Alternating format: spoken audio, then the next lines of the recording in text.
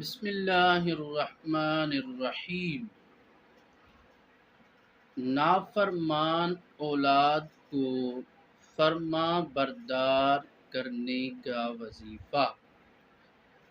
جس شخص کی اولاد نافرمان ہو تو وہ شخص ہر نماز کے بعد 7 مرتبہ اس آیت مبارکہ کو پڑھے، انشاءاللہ تعالی اس کی اولاد فرما بردار اور نیک اور صالح ہو جائے گی۔